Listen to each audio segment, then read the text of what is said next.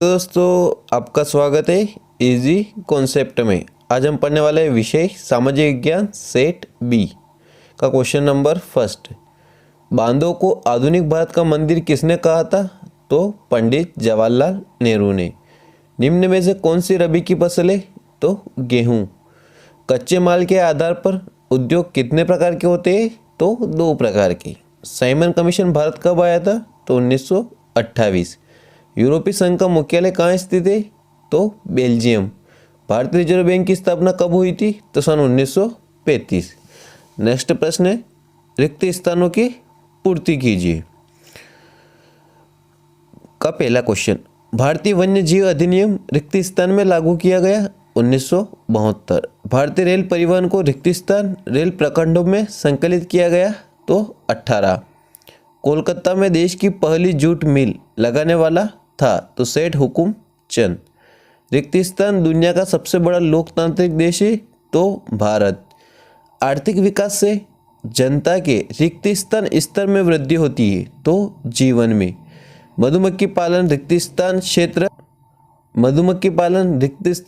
में आता है तो प्राथमिक क्षेत्र में। प्रश्न क्रमांक तीसरा, सही जोड़ी बनाइए। नंबर 1, श्रीलंका गृह युद्ध का अंत कब हुआ? तो 2009 में।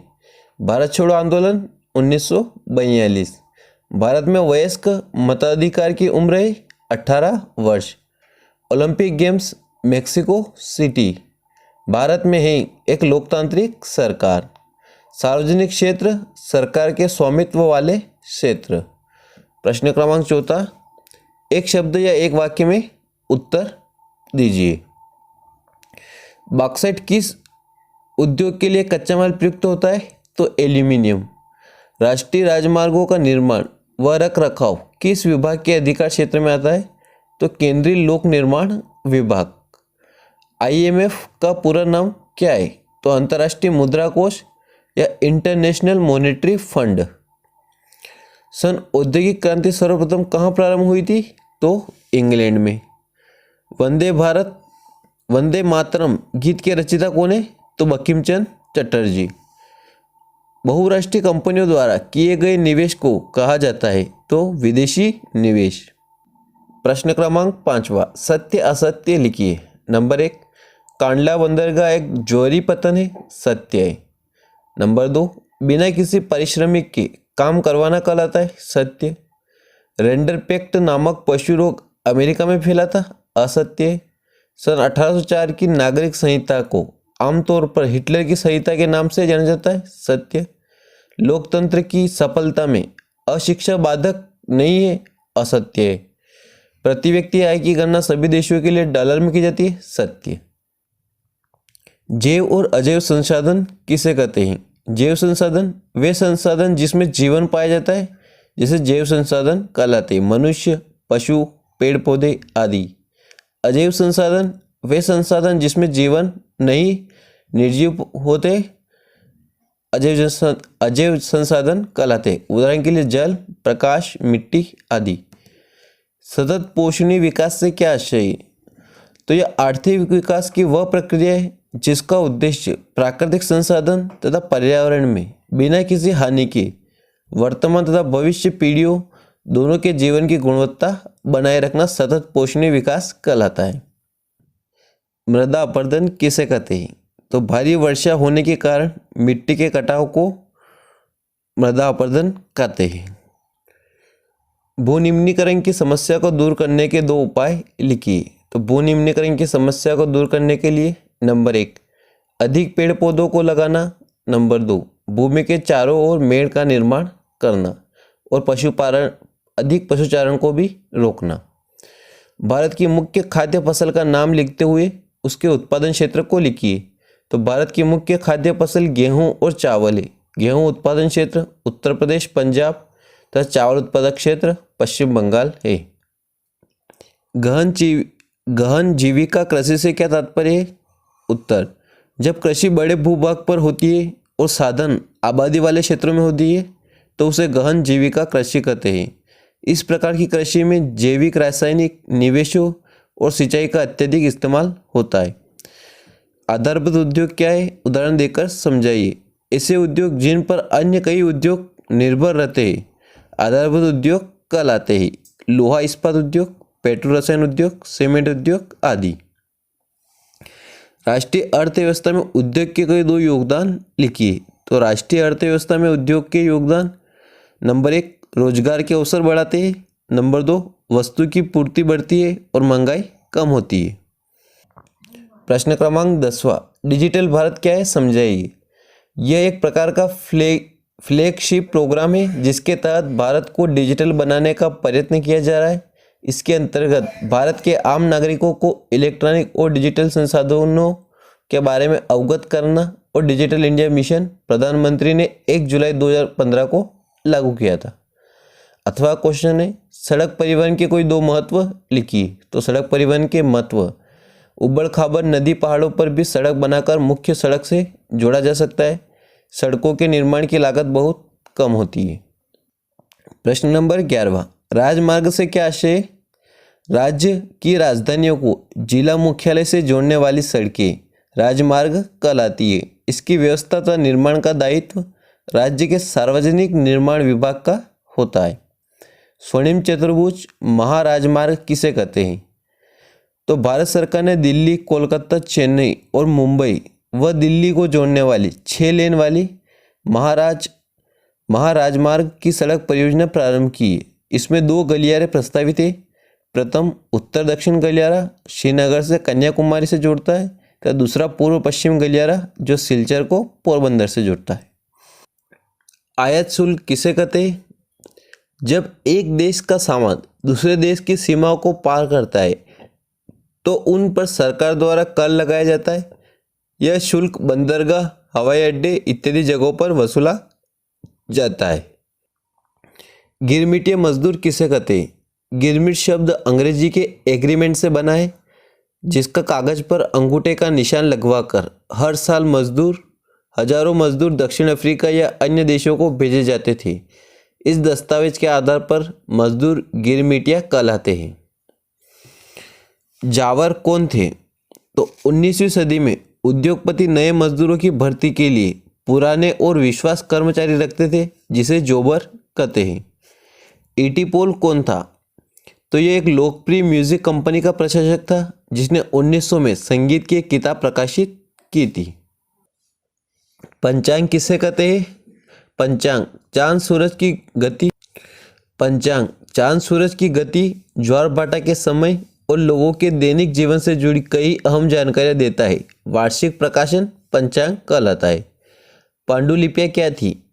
पांडुलिपि उस दस्तावेज को कहते हैं जो एक व्यक्ति या अनेक व्यक्तियों द्वारा हाथ से लिखी गई हो। मुद्रण या छपाई से पहले पांडुलिपियों का प्रयोग होता था।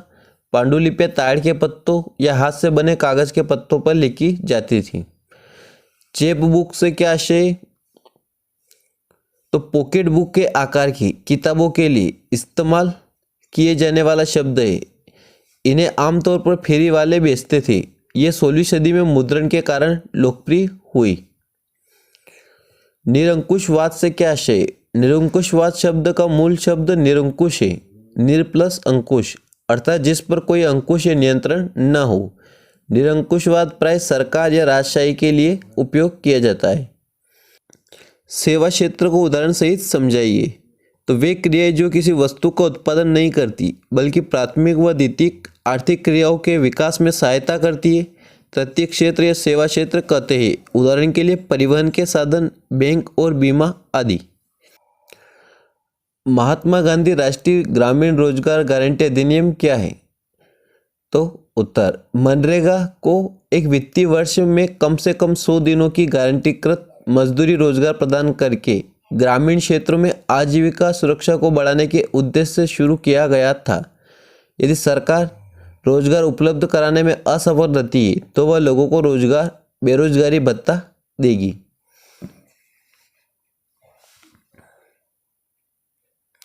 व्यापार अवरोध क्या होते हैं समझाइए। तो व्यापार अवरोध अंतर्राष्ट्रीय व्यापार पर सरकार द्वारा प्रेरित प्रतिबंध है। व्यापार अवरोधक आयात पर प्रतिबंध होता है, जैसे आयात पर कर लगाना।